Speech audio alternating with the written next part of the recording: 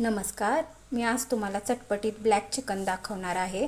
त्यासाठी मी अर्धा kilo chicken स्वच्छ धुवून घेतलेला आहे व त्याला हळद व मीठ लावून घेतलेली आहे।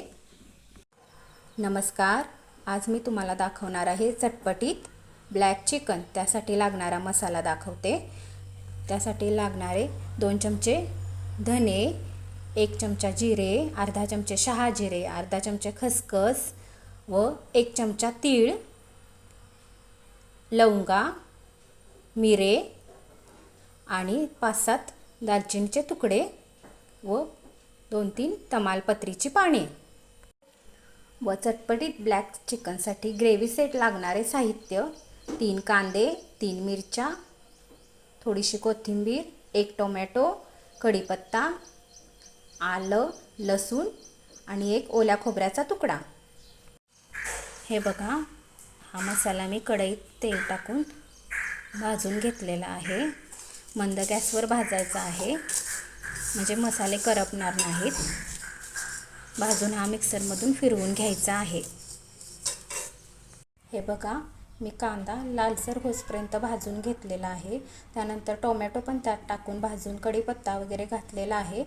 नंतर मी हा गरम मसाला गरम केला होता तो मिक्सरमधून फिरवून घेतलेला आहे व ओलं खोबरं एकदम मंद गॅसवरती तांबूस कलर येईपर्यंत भाजलेला आहे।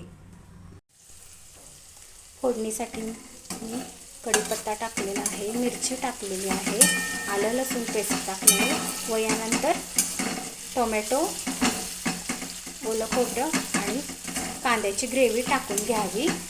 नंतर गरम मसाला टाकावा, जो मी बनवला आहे तोच गरम मसाला टाकावा। हे बघा, मी मसाला छान भाजून घेतलेला आहे। फोडणीसाठी आलं लसूण, कढीपत्ता, मिरची आणि आपल्या आवडीनुसार तेल घ्यायचं। पाहिजे तेवढं तुम्ही तेल घेऊ शकता। तुम्हाला कमी लागत असलं तर कमी घ्या, जास्त लागत असले तर जास्त घ्या।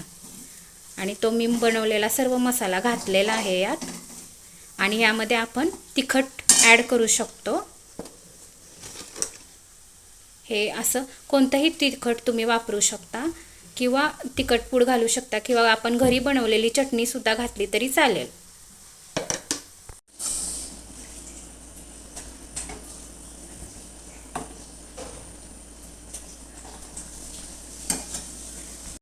हे बघा, माझं चटपटीत ब्लॅक चिकन तयार झालेलं आहे। माझी रेसिपी आवडली असल्यास लाईक करा, शेअर करा आणि सबस्क्राईब पण करा।